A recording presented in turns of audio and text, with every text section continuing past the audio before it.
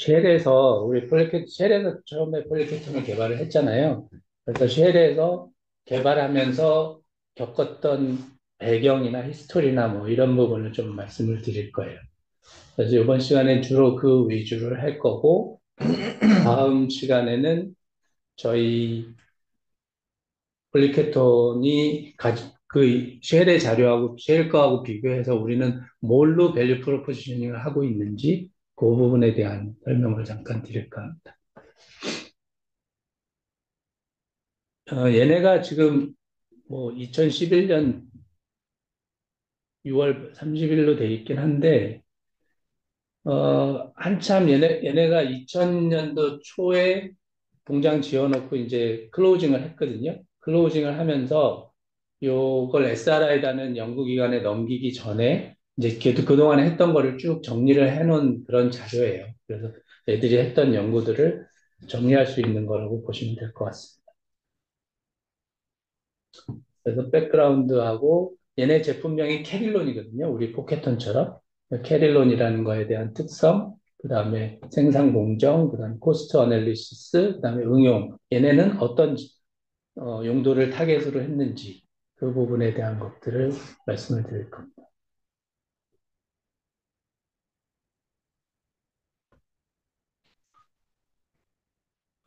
캐릴론이 있고 케토넥스가 있고 이렇게 예전에 그 외국 쉘에서 연구한 게 이제 캐릴론이고요. 케토넥스도 뭐 다른 BP에서 연구한 게 케토넥스고 그래요. 근데 보시면 우리 거하고 얘들이 처음에 했을 때 개발한 거 보면 캐릴론 E라는 게 있고 그다음에 캐릴론 EP라는 게 있거든요. 근데 우리 폴리케토는 이 캐릴론 EP에 해당하는 거예요. 캐릴론 E는 CO하고 에틸렌하고의 공중합체를 캐릴론 E로 했고 우리도 초기에 이거를 했었다가 워낙 가공성이 어려워서, 성형이 어려워서, 요거는 지금은 생산 안 하고 있죠. 그래서 생산 안 하고 있고, 우리는 요 캐릴론 EP, 그러니까 카본 모노크사이드하고 에틸렌, 프로필렌, 요 3원 공중합체만 생산을 하고 있는 겁니다. 얘네도 마찬가지로 이렇게 했고, 그 다음에 BP 같은 경우에는 조금 더 다양하게 했어요. 그래서 두 가지 공중합체는 케토넥스 E라고 했고, 케토넥스 EP라고 하는 건 우리 것처럼 CO 에틸렌, 프로필렌. 근데 CO 에틸렌 외에 요 세 번째로 들어가는 모노머를 뷰틸렌으로 할 수도 있고, 헥센으로도 할 수 있습니다. 그렇게 되면 케토넥스 EB가 되는 거고, 케토넥스 EH가 되는 거고, 이렇게 다양하게 제품들을 개발했었고요.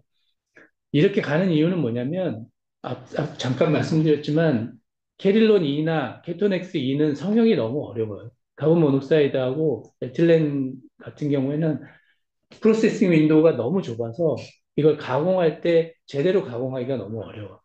그래서 가공성을 향상시키기 위해서 프로필렌을 넣는 거고 그거보다 좀 더 좋게 하기 위해서 뷰틸렌을 넣는 거고 가지수가 많은 것들을 헥센을 넣고 뭐 이렇게 하는 것들이거든요.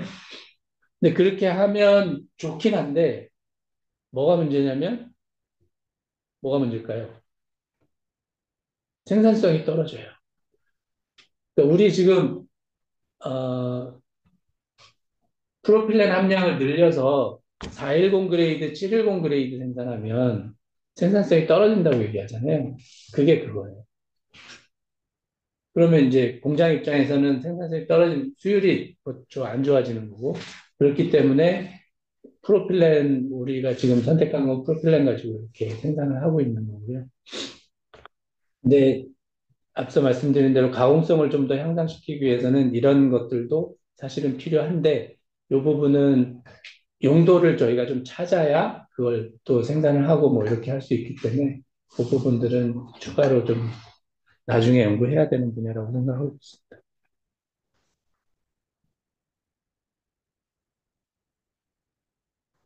이건 캐릴론 그레이드 포트폴리오거든요. 그래서 얘들도 이렇게 뭐 큰 의미, 제가 이것까지 정확히 모르겠는데 D26 HM100이라고 돼 있고, 이거는 M630에 해당하는 그레이드고, D26 VM100 이렇게 하면 요거는 M330 그레이드에 해당하고, 시널 몰딩에 사용할 수 있다. 630은 제너럴 퍼포스 인젝션 몰딩용 그레이드다. 이렇게 구분하고 있고요. 그다음에 압출용 그레이드도 얘네들 있었어요. 그래서 CX100, 뭐 FX100 이렇게 명칭을 했었고 우리랑 똑같이 우리 컴파운딩 그레이드 같이 GF 보강이 가장 메인이긴 한데 GF15 프로면 여기 G3, GF30이면 G6 이렇게 똑같이 명칭을 했었고요. 그다음에 미네랄은 뭐 탈크나 월러스토나이트나 뭐 이런 돌가루 형태들의 경우에는 M을 썼고요. M3 그리고 아마 15%짜리 거고 그다음에 플레임 리타던트 얘네도 난연 소재 개발했었고 그거는 F로 표기했고요. 글래스 보강하면서 F 플레임 리타던트 같은 경우에는 F5G4 뭐 이렇게 표기했습니다. 그래서 함량하고 어떤 걸 플레임 리타던트를 먼저 쓰고 그다음에 얘네는 글래스 파이버를 뒤에 쓰고 이렇게 표기를 했었습니다. 마찬가지 루브리케이티드 된 그레이드들도 있고 그거는 L로 표시하기도 하고 P로 표시도 하고 P로 표시한 건 아마 PTFE 들어간 걸 P로 표시한 것 같고 L로 표시한 거는 그냥 루브리케이티드 된 거를 일반적으로 그렇게 얘기를 했었던 걸로 알고 있습니다. 그리고 이제 새로운 프로덕트 개발을 많이 했고 그래서 요거 같은 경우 리듀스드 몰드 플레이트 아웃 그래서 사출할 때 몰드에 그 달라붙는 것들이 저분자물질들이 달라붙어서 뭐라 그러지? 플레이트 많이 달라붙는 것 그런 것들을 개선하는 것들을 했고요. 그게 HM700이라는 걸 그애는 개발을 해놓은 거고 우리 같은 경우에는 M330FS라는 그레이드가 그래서 생긴 거거든요. 그러니까 안정제들 FS 같은 경우에는 산화방지제밖에 안 넣잖아요. 그 TCP하고 뉴크레를 뺀 이유가 사출할 때 금형에 조금씩 기어 나와서 계속 석영을 하면 제품 표면에 달라붙어서 안 좋은 불량이 나기 때문에 그걸 개선하기 위해서 330 FS를 저희도 만든 겁니다. 그런 식으로 이렇게 새로 익스페리멘털 그레이까지 계속 개발을 하고 있던 중에 이제 여기도 작업을 그때 접었던 거고 요거는 이제 프로덕트 데이터 시트입니다. 이거는 우리 홈페이지에 가면 TDS 보실 수 있는데 그거하고 거의 비슷해요. 보시면 이게 너무 작아서 잘 안 보이시죠? 여기 이제 대충의 조성이 나와 있고 저희 같은 경우에는 조성은 안 나타나죠. 보통 TDS에는 조성 같은 것까지 굳이 나타날 필요는 없고 그리고 일반적인 가장 기본적인 특성 이 그레이드가 GF가 들어갔다 뭐 이런 것들만 표시를 하고 있고요. 이거는 이제 인젝션 몰딩 컨디션까지 나와 있고 그렇게 테스트했을 때 어떤 결과가 나왔다 뭐 이런 것들까지 TDS에 나와 있는 거 거의 유사한 형태로 저희도 지금 만들고 있고 우리 매번 생산할 때마다 품질 보증팀에서 그거 해서 그렇게 하고 있고요. 이것도 마찬가지고 요거는 이제 인터넷에 보면 지금은 이게 UL로 바뀌었거든요. UL 프로스펙터인데 UL이 이걸 인수를 해서 지금 하고 있는데 UL 프로스펙터라는 데 들어가시면 모든 폴리머들의 물성표들을 다 찾아보실 수 있어요. 그래서 거기 들어가시면서 그레이드 네임만 알거나 뭐 어느 회사의 이름을 알거나 그러면 거기 쳐서 들어가서 보실 수 있습니다. 그때 캐릴론이 이렇게 D26FX100이 이런 물성을 가진다라는 걸 등록해 놓은 거고요. 저희도 UL에 제품들 등록 많이 해놨기 때문에 그거 찾아보실 수 있으시고 그거 보시면 요 각각의 물성에 대해 나오고 가공을 어떻게 한다, 프로세싱 인포메이션이 어떻게 돼 있다, 뭐 이런 것들에 대한 정보들을 다 실어 놓습니다.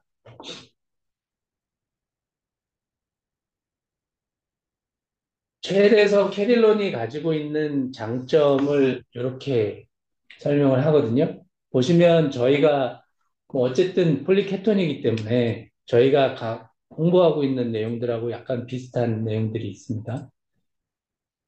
그래서 멜팅 포인트가 높다. 우리가 224도, 223도 뭐 이게 표준이기 때문에 그게 하이 멜팅 포인트를 가지고 있다. 그다음에 HDT가 되게 높다. 우리가 엔지니어링 플라스틱으로 분류를 하잖아요. 그래서 엔지니어링 플라스틱하고 보통 구분을 많이 하는데 어, 5대 범용 엔지니어링 플라스틱이 뭔지 아시는 분? 말씀해 주시면 좋을 것 같은데. 그러면 뭐야? 네? 뜨문뜨문 밖에 올라가죠. EBS, 폴리카보네이트, 폴리아마이드, 네, 세 개. 그다음, 그리고, PBT, POM 네. 다섯 개. 근데 거기서 하나가 빠져야 돼. ABS는 범용 엔지니어링 플라스틱은 아니에요. 그건 아닙니다. 요새는 약간 커모디티 쪽으로 분류를 하고 네. MPPO, 모디파이드 폴리페닐렌 옥사이드를 5대 범용 엔지니어링 플라스틱이라고 해요. 그래서 이제 저희가 계속 비교하는 것들을 보면 폴리아마이드, PBT, POM하고 비교할 거예요. 네. 그걸 비교하는 이유는 얘들도 크리스탈라인 폴리머고 우리도 크리스탈라인 폴리머이기 때문에 얘들하고 비교하고 우리의 주요 타겟은 얘들이에요. 네. 얘들이 가지고 있는 용도와 시장을 우리가 얼마만큼 들어갈 수 있느냐가 우리 사업단이 하는 일이거든요. 그리고 이제 아모포스 폴리머 중에 말씀하신 PC하고 MPPO가 있어요. 그렇게 두 개에서 다섯 개를 5대 범용 엔지니어링 플라스틱이라고 하는데 그 5대 범용 엔지니어링 플라스틱하고 이제 비교를 계속 할 거고 주로는 말씀드린 대로 아마이드하고 PBT, POM하고 비교를 할 거고 그거에 대비해서 HDT가 높다. 105도에서 180도라고 얘기하는 거는 이제 HDT를 잴 때 저하중에서 재느냐 고하중에서 재느냐에 따라 다르고 저하중에서 재면 180도까지 나오고 고하중에서 재면 105도다. 요거를 표시하는 거고요. 그다음에 인장 강도가 높다. 저희가 보통 한 54, 55 뭐 이 정도 나오잖아요. 메가파스칼로. 그게 이제 PBT하고 POM하고 거의 비슷하다. 그다음에 다른 엔지니어링 플라스틱하고 비교해서 충격 강도가 되게 높다. 여러 그 뭐 저온에서 고온까지 충격 강도가 높다. 그다음에 이게 좀 독특한 특성이긴 한데 레질리언스가 좋다. 이렇게 회복력이 되게 좋아요. 그래서 약간 구부려거나 뭐 이랬을 때 다시 원래 상태로 돌아오는 그런 레질리언스가 되게 좋다라는 게 있고 그다음에 백본이 워낙 카본밖에 없기 때문에 케미컬 레지스턴스가 되게 좋고 그다음에 하이드롤 내가수분해성이 되게 좋다. PBT 같은 경우에는 내가수분해성이 되게 안 좋아서 일부러 그런 애디티브를 따로 첨가해서 특별한 그레이드도 만들고 그러거든요. 내가수분해성 형성시키려고. 그런데 저희는 그러지 않아도 내가수분해성이 좋다. 그다음에 배리어 프로퍼티가 되게 좋다. 그래서 필름이나 용기류 같은 것들 개발하는 거를 저희가 하고 있는 거고. 그다음에 내 마모 특성이 되게 좋습니다. 그다음에 요거는 뭐 프레임이 좋다라고 하는 건데 난연성이 좋다라고 하는 건데 이것도 뭐 우리 하나의 특성이고 그다음에 사이클 타임을 줄일 수 있다. 이거는 저희가 결정화 온도가 되게 높기 때문에 빨리 식거든요. 그래서 그런 사이클 타임을 줄일 수 있다. 이거는 생산하는 저희 고객들 입장에서는 되게 좋은 거죠. 그러나 실제로 작업하는 분들한테는 되게 안 좋은 거죠. 사이클 타임이 워낙 줄면 계속 그걸 봐야 되기 때문에.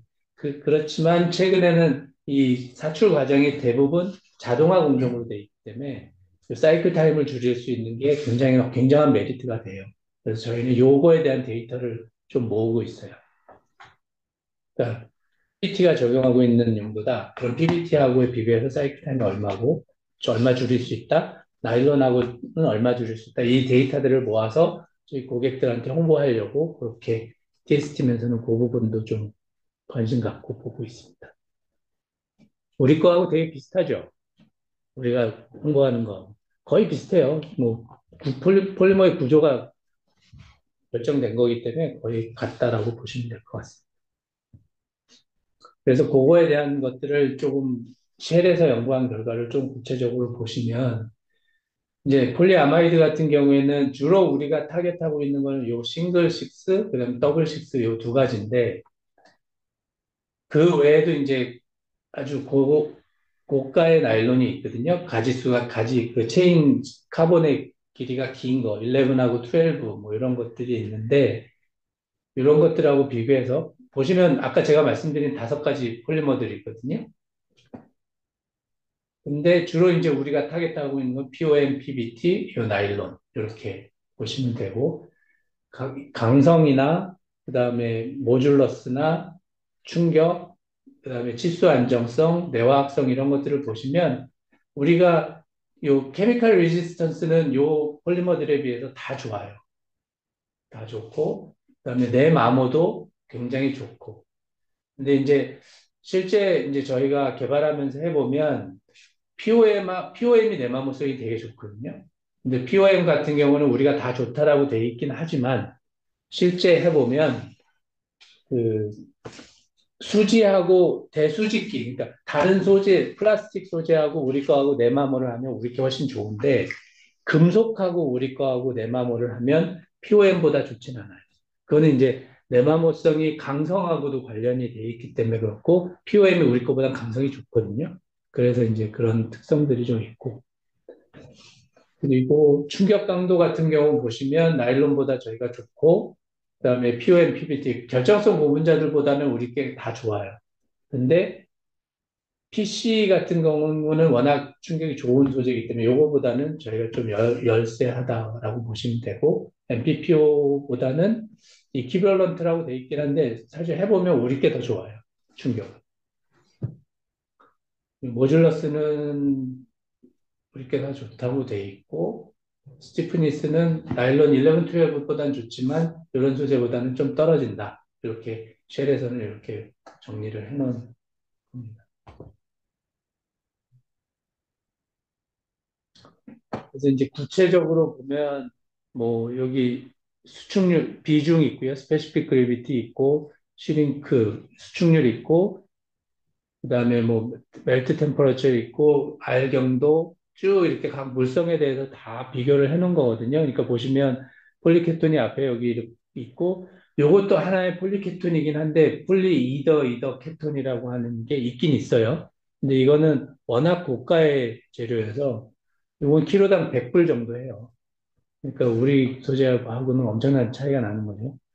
피크라는 게 있고, 그다음에 이건 G 플라스틱에서 나온 MPPO 노릴이라는 상품명을 가지고 있는 거고, 아세탈은 POM이고, 나일론 더블, 여기까지 더블이고, 여기는 싱글, 그다음에 PPS는 요건 슈퍼 엔지니어링 플라스틱이긴 한데, 요거하고도 우리가 가끔 경쟁하는 경우가 있거든요. 그래서 요거하고도 비교를 해놓은 것들이고, 그래서 이런 엔지니어링 플라스틱, 여기는 이제 5대 범용 엔지니어링 플라스틱하고 슈퍼 엔지니어링 플라스틱하고 같이 섞어 놓은 거거든요. 그래서 이렇게 돼 있습니다. 자료는 제가 나중에 공유 드릴게요, 다. 이거는 다 가지고 계셔서 그냥 보시면 좋을 것 같은 자료여서. 그리고 마찬가지로 다른 엔지니어링 서머플라스틱하고 비교한 것들이고, 여기 보시면 새로 나오는 게 이제 PBDF라는 것도 있고, PPS는 앞에 나왔고, 그렇습니다. 그래서 각각의 물성에 대해 비교해 놓은 것들이 있으니까 보시면 될 것 같고, 이제 저희 TS팀에서 주로 하는 일이 뭐냐면, 저희 고객이 어떤 소재를 쓰고 있습니다. 근데 이런 이슈가 있습니다. 그래서 폴리케톤으로 뭘 제안해 주세요? 라는 질문을 계속 받거든요. 네, 그럴 때 저런 물성들, 기본적인 물성들 비교하는 것들, 특성들을 알고 있어야, 아, 요거하고 POM하고 경쟁하면 우리가 이런 소재를 하면 좋을 것 같다. 구체적으로 POM 뭐 20-03 이런 그레이드가 있으면 우리는 뭐 330이나 630으로 대응한다. 이런 것들을 계속 저희가 작업을 하는 거고 고객들한테 그렇게 설명을 하면서 진행을 하고 있는 것들입니다. 쉘에서 비교한 요 차트는 가끔 보실 수가 있는데 스파이더 차트 보시면 이렇게 캐릴런이 빨간색이거든요. 그래서 요거에서 0부터 5까지 돼 있는데 5로 갈수록 좋은 거예요. 숫자가 높을수록 좋은 거여서 캐릴런이 보면 레질리언스는 캐릴런이 제일 좋습니다. 이렇게 나와 있는 거거든요. 그리고 요 노란색이 POM이고 그다음에 요 색이 PBT 아니다. 나일론 더블인 것 같고요. 이런 식으로 이렇게 각각의 비교해 놓은 스파이더 차트고 스파이더 차트 보시면 대충 어떤 물성이 더 좋구나. 그러니까 폴리케톤 같은 경우에 레질리언스하고 내화학성하고 내 워터하고 스팀에 대한 저항이 좋고 플레머빌리티는 얘가 뭐죠? PC가 제일 좋네. PC가 제일 좋고 뭐 이런 식으로 이 차트를 보면 각각의 물성을 서로 비교할 수 있습니다. 그래서 저희는 이런 차트들을 만들어서 고객한테 저희 고객이 제일 원하는 게 뭔지를 파악이 되면 그걸 가지고 이제 이런 차트들을 만들어서 고객한테 설명하고 그렇게 하고 있습니다. 마찬가지고요. 요거는 UL 레이팅, 뭐, 다른 정기적 특성이나 뭐 그런 것들을 스모크 프로퍼티 비교한 것도 있고, 스모크 프로퍼티가 우리가 되게 좋다고 돼 있긴 한데, 그래서 요즘 저희가 공장에 시생산 요청한 게 그 MgOH2 가지고 시생산하는 거 요청 많이 했었잖아요. 최근에 M13FH2나 뭐 M13FE2 새로 개발하고 있는 그레이드가 있는데 그거는 이제 이런 스모크 특성을 좋게 하기 위해서 저희가 개발하고 있는 거. 아까 말씀드린 대로 HDT 히트 열변형 온도 같은 경우는 캐릴론 폴리케톤이 되게 TPU보다 훨씬 좋다. 그렇게 돼 있고요. 요거는 저하중, 빨간 거는 고하중에서 측정 각도. 그러니까 고하중에서는 별로 좋진 않아요. 거의 비슷하긴 한데 저하중에서는 되게 굉장히 높고 심지어는 아까 말씀드린 100불짜리 폴리머보다 저하중에서는 거의 대등한 수준이에요. 그래서 제일 중요한 게 고객한테 요구하는 특성이 뭐냐가 제일 중요해요. 그걸 알아야 저희 소재의 특성하고 매칭을 시켜서 제안을 하거든요. 그래서 저희가 맨날 여기서 하는 일이 주로 뭐냐면 영업에서 저희한테 어떤 걸 대체하고 싶습니다 주면 어떤 소재를 제안을 해야 되는데 뭔 특성이 제일 고객이 원하는 거냐를 질문을 많이 해요. 근데 이제 그거를 알아내기가 되게 힘든 거죠. 그걸 알아내는 게 우리가 VOC 활동하는 거기도 하고. 왜냐하면 고객이 요구하는 게 있고 고객이 요구하는 게 있잖아요. 그러니까 저희 사출업체가 원하는 게 있고 자동차가 원하는 게 있어요. 그럼 우리는 이걸 둘 다 만족시켜야 되거든요. 그래서 자동차에 가서는 자동차에서 원하는 장점을 저희가 설명을 하고 저희 사출업체에 가서는 사이클 타임 같은 장점을 얘기하고 이렇게 해야 되기 때문에 우리 거 VIU가 뭡니까? 라는 거를 제일 질문을 저희 팀에서 많이 받아요. 그래서 그 부분에 대한 답을 주기 위해서 노력하는 게 TS팀에서 한다라고 보시면 될 것 같습니다. 요건 내화학성에 대한 데이터들이고요. 그냥 요거는 가볍게들 보시면 돼요. 내화학성, 쉘에서 연구했던 거고, 폴리케톤 캐릴론이 내화학성이 이런 것들보다는 좋지는 않지만, 그래도 이런 TPU나 이런 것들보다는 굉장히 좋습니다. 나일론 12나 뭐 이런 것들하고 거의 비슷합니다. 뭐 그런 데이터들이고요. 황산이나 요거는 연료, 퓨얼실하고 우리 자동차에 주입하는 연료, 그다음에 브레이크 용액 뭐 이런 것들에 대한 내화학성 테스트 했을 때 얼마나 부푸느냐거든요. 그러니까 부푼다는 거는 그런 케미칼들이 흡수된다는 걸 얘기하는 거잖아요. 그러니까 그거보다 덜 흡수하는 게 좋은 거니까 이런 특성들이 있습니다. 퓨얼C에 대해서는 되게 낮기 때문에 우리가 연료 탱크나 뭐 연료 튜브나 뭐 이런 걸 하는 게 좋습니다. 이 캐를론 같은 경우에 그거에 대한 연구들을 굉장히 많이 했고 그쪽으로 많이 용도를 개발하려고 했던 거는 이런 특성들 때문에 그렇습니다. 그리고 이제 배리어 프로퍼티가 되게 좋다라고 앞서 말씀을 드려서 그거와 관련해서 이제 용도 개발하고 있는 게 요거 옥시전 배리어 산소 투과성이 산소 배리어성이 좋기 때문에 산소가 투과가 잘 안 된다는 거죠. 그래서 식품의 신선도를 유지할 수 있다. 그래서 요 푸드 패키징 쪽을 개발을 많이 하고 있고, 그 다음에 튜브 용도, 연료 튜브나 뭐 하이드로카본 내 연료 특성이 좋기 때문에 이런 용도, 그 다음에 이런 조그만 농약병들이나 케미칼 병들 같은 것도 저희 타겟이긴 해요. 그래서 지금 이런 건 주로 블로우 몰딩으로 성형을 많이 하는데 그런 용도를 지금 개발을 하고 있는 상태고요. 그다음에 최근에 이제 아로마나 이런 향에 대한 배리어성도 중요해지고 있거든요. 점점 퍼스널 케어 같은 경우는. 그래서 그런 부분도 폴리케톤으로 가능할 거다. 그렇게 저희는 보고 있습니다.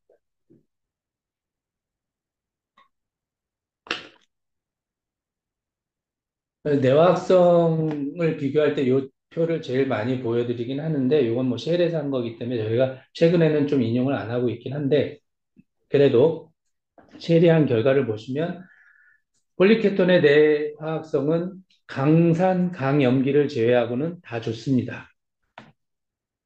로 돼 있고 어떤 소재하고 제일 비슷하냐? PPS하고 제일 비슷합니다. 아까 PPS는 슈퍼 엔지니어 플라스틱이라고 말씀드렸는데 요거하고 제일 유사합니다. 라고 되어 있습니다. 그래서 PBT, POM, 나일론 우리가 가장 많이 비교하고 있는 요거에 대비해서는 할로겐 같은 경우에는 우리가 12나 PBT보다 좋다라고 보실 수 있고 알데하이드 같은 경우에는 나일론 더블이나 12보다 좋습니다라고 할 수 있고 그래서 어떤 케미칼이 사용되는 환경이냐가 중요한 거는 이런 것들에 대한 게 특성들이 조금씩 다 차이가 나기 때문에 그렇습니다.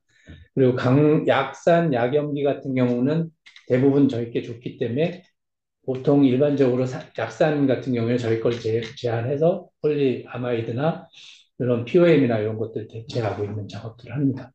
예를 들어서 우리가 제일 많이 적용하고 있다고 얘기하는 게 식품용 컨베이어 벨트 얘기 엄청 많이 했잖아요. 그것도 이런 식품용 컨베이어 벨트도 일주일 5일 동안 작업을 하고 난 다음에 주말에 세정제로 클리닝을 하거든요. 그 클리닝을 할 때 그런 케미칼들에 대한 내화성이 좋아서 우리께 수명이 더 깁니다. 라고 얘기를 하는 거고요. 그래서 POM 대체해서 우리 걸 적용을 하고 있는 거예요.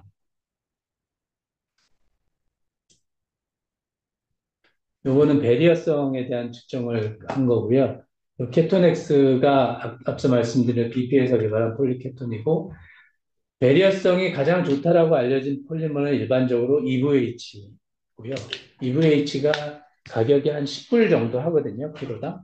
그러다 보니, 그러고 저걸 공급하는 회사가 크게 세 개밖에 없어요. 뭐 구라레이하고 뭐 미쓰비시하고 그다음에 중국의 블루스타 뭐 이 정도. 그래서 장춘. 그래서 저게 한 전체 시장 글로벌 시장 수요가 공급 캐파가 30만 톤 정도 되거든요. 근데 그게 한동안 쇼티지가 났었던 적이 있었고 그래서 최근에 우리가 패키징 필름 개발하는 거는 그때부터 시작했던 거라고 보시면 될 것 같습니다. 그래서 EVH 대체하는 걸 많이 하는데 하나 약점은 우리가 워터 퍼미어빌리티가 좀 좋지는 않아요. 그러니까 나일론보다는 되게 우수한데 저런 EVH나 뭐 이런 거에 비해서 딱히 좋지는 않아요. 나일론 말고는 딱히 좋지 않아서 그 부분이 약간 떨어진다는 거 하고 또 하나는 폴리케톤은 요 필름의 두께에 되게 의존을 많이 하거든요. 그래서 저희는 500 마이크로 이상이 되면 EVH하고 대등한 특성을 보이는데 500 마이크로보다 작아지면 두께가 조금 떨어집니다. 특성이. 그래서 저희가 개발하고 있는 포칼이라는 프로덕트는 EVH하고 섞는 거예요. 그래서 섞는 거예요. 그래서 섞으면 우리 걸 한 30% 이상만 섞어주면 오히려 EVH보다 배리어 특성이 더 좋아져요. 그래서 우리가 이제 방향을 그쪽으로 틀어서 개발을 하고 있는 겁니다. 이거는 이제 BP에서 연구한 결과고 우리는 거기서 좀 더 나가서 그런 EVH하고 섞는 블렌딩 레시피로 가고 있는 겁니다. 이거는 배리어 프로퍼티 중에 자동차 퓨얼에 대한 것들이고요. 여기 보시면 자동차 퓨얼 같은 경우에는 나일론 12하고 PTFE를 좀 많이 쓰고 있었거든요. 근데 요게 지금 요 빨간 그래프 쭉 떨어지는 게 나일론 12고 요게 세모로 되어 있는 게 PTF인데 폴리케톤 같은 경우에는 웨이트 로스가 작다는 거는 거의 그 케미칼에 대한 연료에 대해서 내화학성이 좋다라는 거고요. 그래서 거의 일정하게 유지된다. 이거 같은 경우에 연료가 많이 날아간다는 거예요. 그러니까 기름을 우리 보통 가득 채우지 말라고 얘기하잖아요. 네. 기름이 조금씩 날아가거든요. 이베포레이션이 되는데 우리 걸로 하면 그 날아가는 게 훨씬 작아질 수 있다라는 결과를 보여주는 겁니다. 그래서 이제 퓨얼C가 일반 가솔린 원료고, 거기 최근에는 이제 퓨얼C에다가 메탄올도 넣고, 에탄올도 넣고, 뭐 바이오 연료도 있고, 요새는 뭐 연료가 되게 다양한 종류를 가지고 있는데, 그런 것들에 대한 내화학성 평가 결과고요. 이건 멀티레이어 튜브 같은 것들, 이런 튜브들에도 그런 배리어성이 좋기 때문에 저희 걸로 쓰면 좋습니다. 하는 것들입니다. 주로 이제 파이프 튜브 쪽을 많이 하고, 우리가 요거랑은 조금은 상관이 없지만, 음, 오일 채굴하는 쪽에 파이프 라이너로 저희가 쓴다고 얘기하잖아요. 그거는 이제 내화합성하고 내마모성이 좋기 때문에, 내열성하고 요 세 가지 특성 때문에 쓰는 건데, 그런 특성 때문에 파이프 윈도를 사용을 하고 있습니다. 이거는 뭐 적용 사례에 대한 얘기인데, 뭐 분석 기계 같은 거에 요 손으로 돌리는 나사 같은 것들을 피팅을 개발을 한 거고, 요 메탈 피팅보다 이런 거 프로테인 어널리시스나 이온 크로마토그래피 쪽에는 폴리케톤을 쓰는 게 훨씬 더 좋다라는 평가들을 해서 이런 용도로 개발을 쉘이 해놨던 거고요. 요거는 이제 아까 우리가 좋은 특성 중에 하나가 레질리언스가 되게 좋다라고 얘기했잖아요. 그래서 PA 같은 경우 POM하고 비교했을 때 요걸 이렇게 힘으로 눌렀을 때 6mm까지밖에 안 가면서 이건 부러지거나 여기 이제 사출물이 부러지거나 그러는데 폴리케톤은 쭉 늘어났다가 다시 원복이 그렇게 원복되는 형태로 됩니다. 그래서 이런 스냅핏 디자인이라고 이렇게 제품과 제품을 이렇게 낄 때 이렇게 탁 연결하게 되는 거예요. 벨트 볼팅 조립 없이 탁 끼게 돼 있는 그런 용도로는 폴리케톤이 되게 좋습니다. 라는 자료입니다.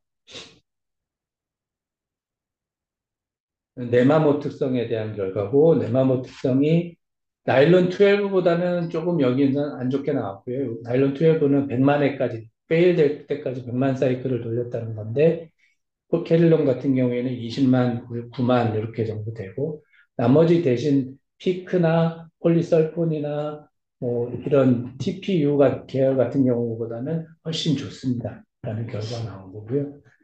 이게 이제 로스니까 웨이트 로스, 내 마모대에서 이제 날아간 양이니까 그게 낮을수록 좋은 거거든요. 그러니까 PA12가 제일 좋고, 캐딜런이 괜찮고, 그 다음에 뭐 다른 것들, 리실드 TPU나 뭐 이런 것들, PSU나 피크다. 대한 평가 결과들입니다. 그리고 이제 사무용 기기나 전자제품 같은 경우에도 이 기어류들이 되게 많이 사용이 되잖아요. 그런 기어류에도 사출 기어도 이렇게 보시면 웨이트 로스가 POM이나 이건 POM하고 코POM 서로 마모했을 때 이렇게 웨이트 로스가 크다는 거고, 폴리케톤 같은 경우 이 밑으로 쫙 깔리죠. 웨이트 로스가 거의 없다는 건, 잘 안 갈린다는 거죠. 그렇게 돼 있는 겁니다. 이런 평가들을 다 진행을 해서 이런 데이터들을 만들어 놓은 게 있고, 저희도 기술원에 이런 실제 기여를 만들어 놓고 평가한 데이터들이 다 있어요. 그래서 그런 데이터들을 찾아보시면 되게 실제적으로, 와, 폴리케톤이 내방성이 좋구나. 그래서 여기 라이프타임이 POM이나 PAW6보다 훨씬 깁니다. 뭐 이런 설명들을 할 수가 있는 거죠.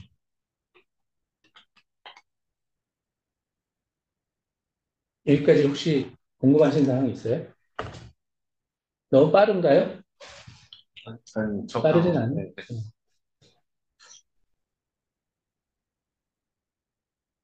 그리고 이제 여러 가지 연구들을 하는데 폴리케톤이 가공성이 안 좋다 보니까 이걸 어떻게 개선할 수 있느냐를 계속 생각을 하게 되잖아요.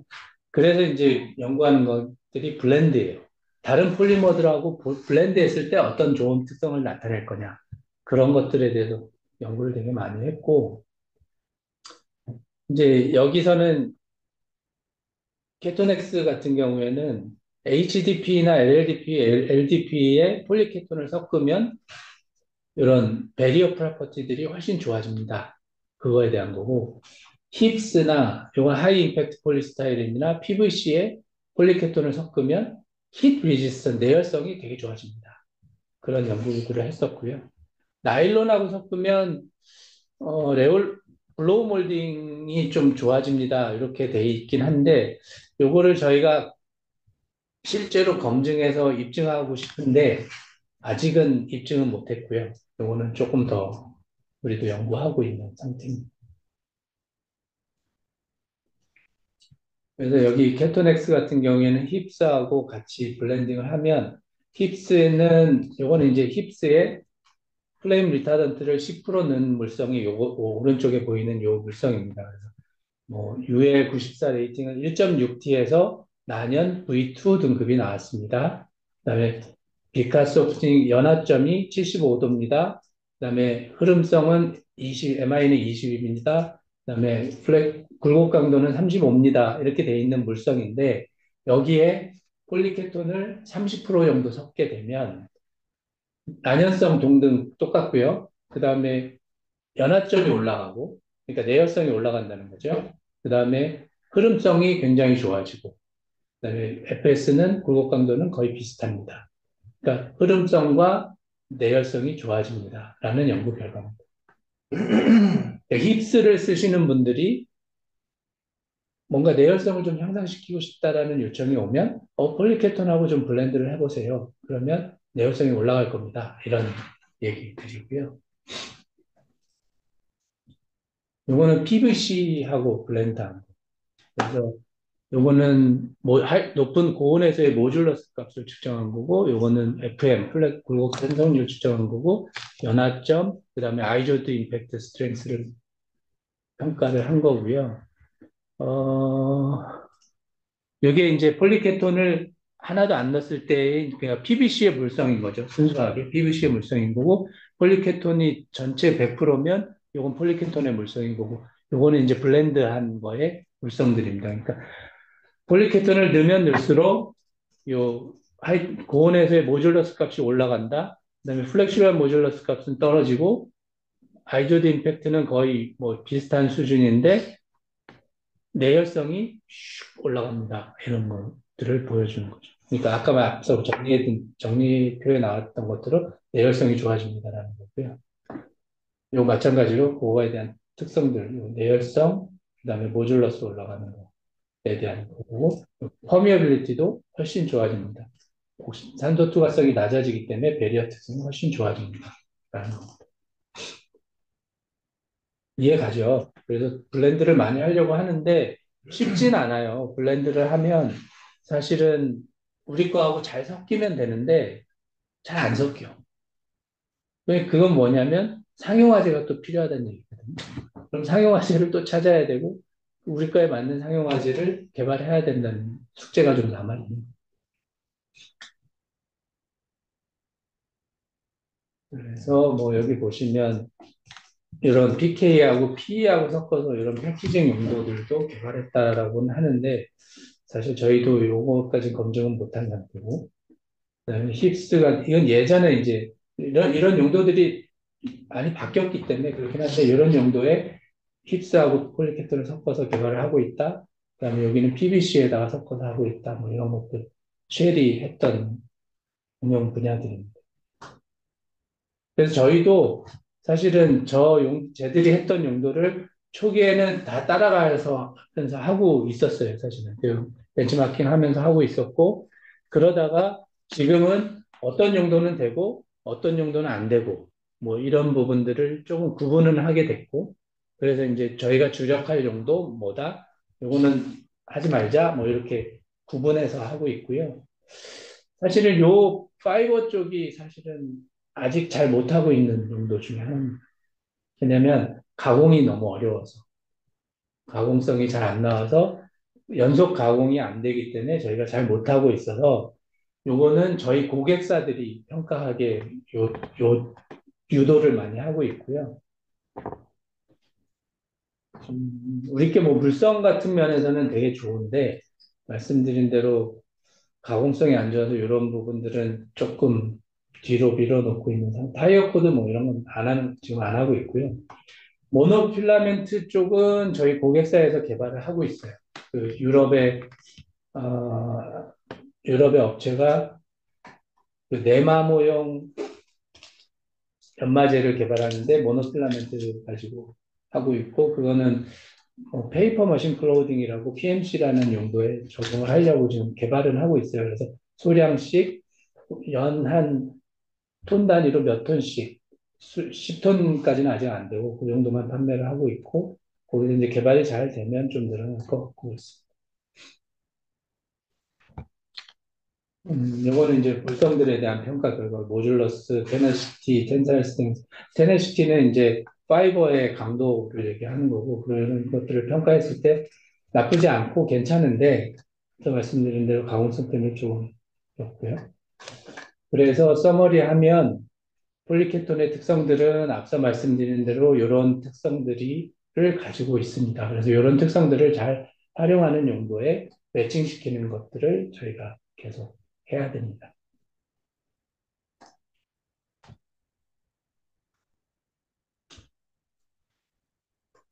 가공성이 안 좋다는 얘기를 제가 오늘 한 세 번은 한 것 같은데, 그게 왜 그런지를 보시면, 일단 폴리머를 가공할 때 폴리머들을 녹여야 되잖아요. 폴리머를 녹이려면 저희 멜팅 포인트보다는 높아야 될 것 아닙니까? 그래서 멜팅 포인트가 330하고 630 베이스 기준으로 보면 223도이기 때문에 걔보다는 온도가 높아야 돼요. 한 230도 최소한 그 정도는 돼야 되겠죠. 근데 저희께 디그레이데이션이 되는 온도가 있어요. 그러니까 디그레이데이션이라는 거는 고유의 특성을 잃어버리는 게 되는 거고, 디그레이데이션 되면 저희는 뭐가 일어나냐면 가교가 일어나고 분해가 일어나요. 둘 다 일어나요. 특이하게. 가교와 분해가 동시에 일어나기 때문에 물성이 굉장히 안 좋아지고 가공성이 되게 떨어져요. 근데 그게 시작하는 온도가 270도예요. 보통 270도인데 저희는 이제 고객한테 좀 더 세이프 마진을 좀 두죠. 그래서 한 265도 이상은 올리지 마세요라고 얘기를 해요. 그러니까 230도에서 265도 요 사이가 우리 폴리케톤을 가공할 수 있는 온도가 되는 거예요. 그래서 캐릴론 같은 경우 여기 나와 있지만 20에서 30도 범위밖에 안 된다고 얘기를 하는 거예요. 되게 좁죠. 가공 온도가. 그러다 보니 고객들은 나일론 같은 경우는 220도에서, 나일론 싱글 같은 경우 220도에서도 작업이 되고, 심지어는 300도에서도 작업이 돼요. 물론 물성은 조금 떨어지겠지만, 크게 이상이 없는데, 그러니까 가공 윈도가 되게 넓은 소재를 가공을 하고 있다가, 우리 거를 가공을 하면 되게 까다롭게 느껴지는 거죠. 그래서 잘 안 하려고 해요. 그걸 설득하는 게 이제 영업하고 TS팀이 이제 계속 하는 일이고 힘든 일이긴 한데, 그래서 이렇게 되고, 말씀드린 대로 캐릴론 E보다는 프로필렌은 캐릴론 EP가 가공성이 좋아지고, 그 이유는 TM을 떨어뜨리는 거죠. TM을 떨어뜨리는 거고, 저희 같은 경우 197도짜리 410이나 710 같은 경우에는 한 210도만 되면 가공이 되기 때문에 210도부터 260도까지니까 그 가공 온도 범위가 한 50도 정도 되는 거잖아요. 그러니까 좀 더 넓어져서 가공이 훨씬 쉽다. 그래서 저희가 고객들한테 그 샘플을 줘서 평가를 하면 실제로도 그게 다 입증이 되는 부분들이기 때문에 그렇습니다. 그래서 여기 있는 솔루션을 프로세스 가공 윈도우를 높이기 위해서 멜팅 포인트를 낮추는 작업들을 여기 제안을 했던 것들이고요. 그러다 보니 이제 저희가 공장에는 생산하기 힘들지만 로우 TM 그레이드를 생산해 주십시오라고 계속 얘기를 하는 겁니다. 그리고 실제 용도가 있으니까. 그리고 뭐 일반적으로 이건 아주 일반적인 거고, 폴리케톤뿐만 아니라 폴리머를 가공하는 공정들을 보면 사출도 할 수 있고, 그다음에 압출, 블로우 몰딩, 로토 몰딩 뭐 이런 것들 가공 공정들이 있고요. 파이프 익스트루전도 있고, 파이버 같은 경우에는 솔루션에 녹여서 방사하느냐 아니면 그냥 멜트 상태에서 방사하느냐에 따라 솔루션 스피닝, 멜트 스피닝 있고, 필름 같은 경우도 캐스팅도 있고, 주로 이제 저희가 많이 하는 건 블로우 필름을 많이 하거든요. 블로우 성형 거. 그런 성형 방법도 있고요. 아니, 이건 아주 일반적인 폴리머의 가공 공정을 얘기를 하는 거고요. 우리 것들은 주로 지금 저희가 작년에 15,000톤 팔고, 뭐, 3년 전에 18,000톤 팔았지만, 주로 용도는 한 95% 이상 정도는 사출로 팔고 있는 거고, 나머지 이제 한 5% 정도는 압출로 팔고 있고, 그렇습니다. 근데 압출이 조금씩 늘어나고 있는 상태고, 지금 한 10%는 되지 않을까? 그렇게 생각하고 있습니다.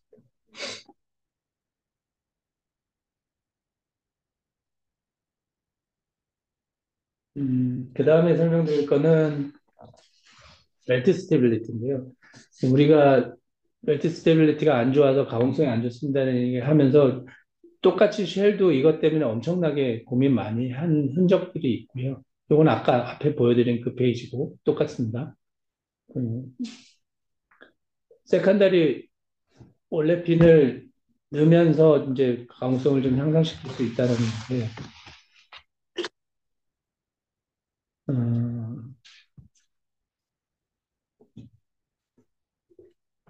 우리가 아직까지는 요 크로스 링킹을 방지할 수 있는 에디티브 패키지를 찾지를 못했어요. 그래서 실제로 어려운 부분들이 있는 거고, 이런 갤레이션 같은 것들이 많이 생기고, 옐로우 인덱스도 변하고, 뭐, 사출기나 압출기 안에 레지던스 타임, 체류 시간이 좀 조금만 길어져도 컬러가 변하는 그런 현상들이 있고요. 그리고 덕타일에서 브리틀 모드로 이렇게 바뀌고, 그런 안 좋은 결과들이 있어서 그거에 대한 연구들을 한 거고요. 그럼 왜 이렇게 써멀 열한정성이 안 좋냐? 이제 불순물들이 있어서 그런 것 같다. 그것에 대한 분해들이 일어나는 것 같다.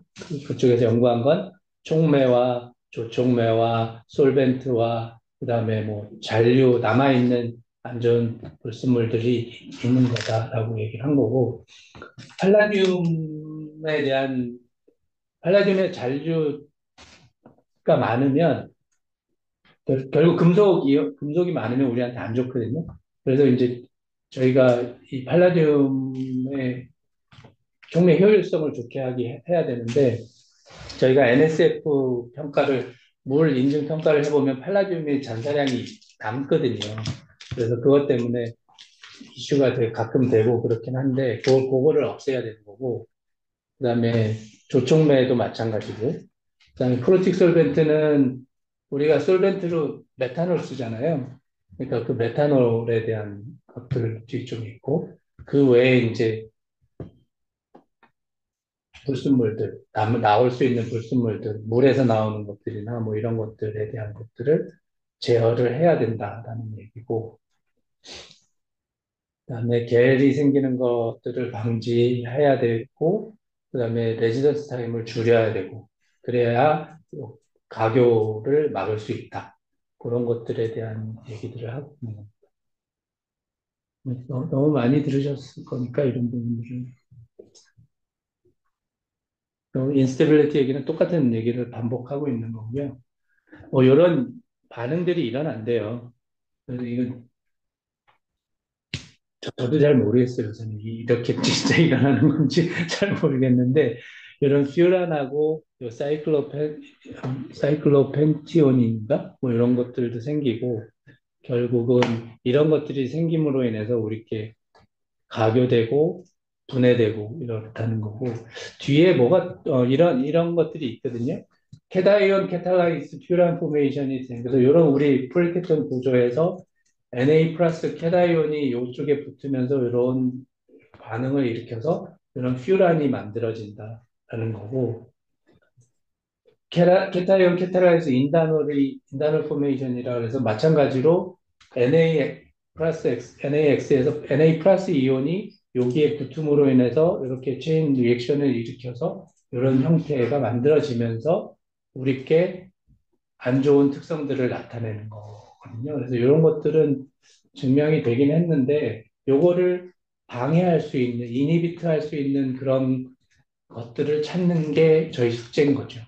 이렇게 반응이 안 일어나게 만들어요.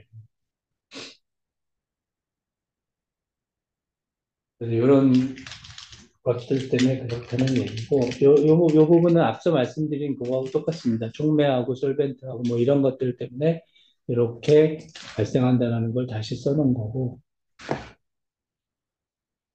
계열 같은 것도 사실은 많이 발생하거든요. 그러니까 요거는 애디티브 통해서도 나오기도 하고, 그 다음에 가교나 분해되면서도 계열이 발생을 하고, 필터에서 이걸 다 걸러내주지 못하기 때문에 이 계열이 생성되는 거는 뭐 이슈들, 심지어는 뭐 필름 같은 건 말할 필요도 없고요. 심지어는 사출 성형하면서도 이런 계열들이 생겨서 불량이 나는 경우들도 있습니다. 그래서 그런 경우들을 제어하는 게 되게 중요하고, 그런 것들은 점도가 올라가면서 가공이 어려워지는 그런 것들이어서 그런 걸 최소화하기 위해서 그러면 어떻게 해야 되냐?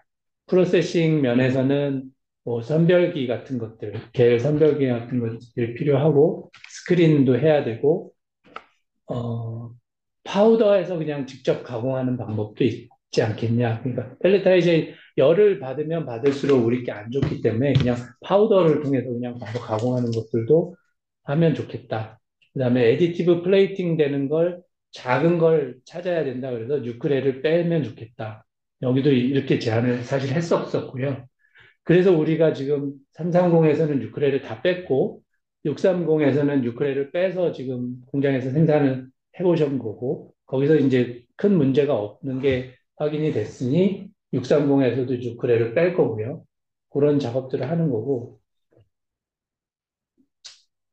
그렇습니다. 그래서 얘들이 했던 연구와 저희가 검증했던 거하고 유사한 결과들이 나와서 저희도 조금씩 그렇게 개선 작업들을 하고 있는 거라고 보시면 될 것 같습니다. 이게 되게 어려운 작업이어서 사실은 그것들을 하는 것들이 쉽진 않습니다, 사실.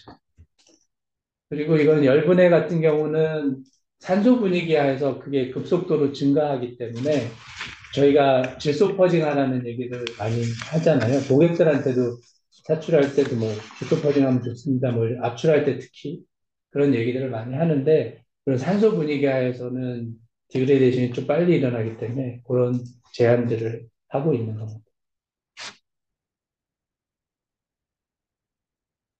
그래서 쉘에서 요 멜트 스테빌리티를 개선하기 위해서 제안한 방법은 터폴리머를 써라.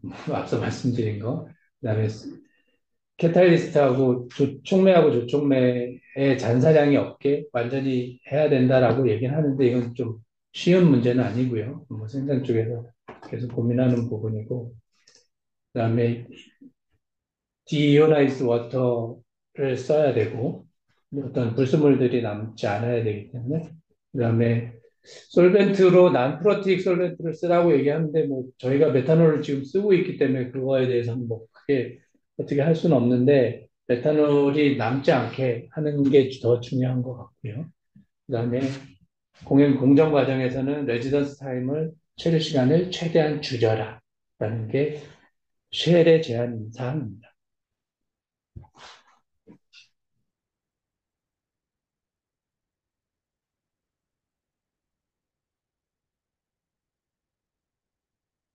반복되는 얘기들이고요.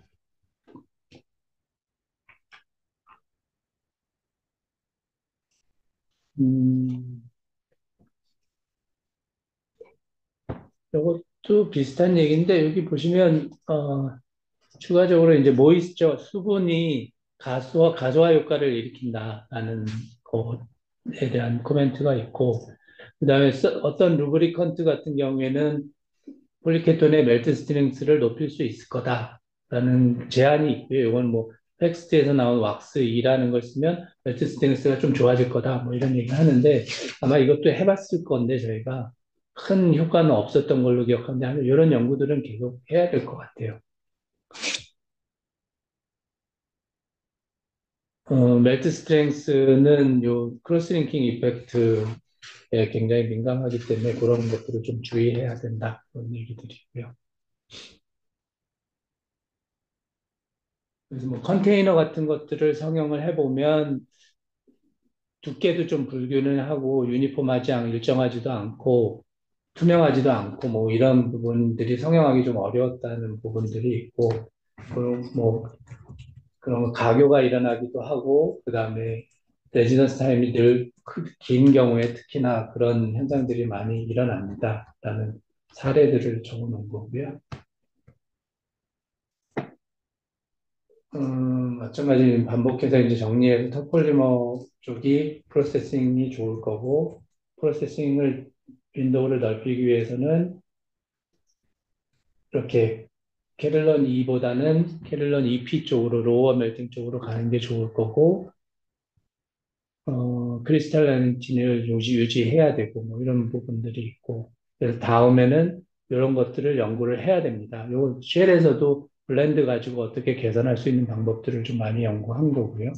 이런 게 이제 우리가 필름 연구하는 거하고 약간 유사하다라고 보시면 될 것 같습니다. 어, 여기 뒤에 좀 더 있는데 에디티브하고 뭐 있는데 요거는 잠깐 쉬었다 하는 게 좋을 것 같네요. 네. 30분까지 쉬고 30분 다시 하시죠. 네. 네, 다 알고 있는 내용 반복하는 것 같아서 좀 따분해요. 아니면 아니, 그러진 않아요? 처음 보는 내용. 다행이네요. 자, 갑시다.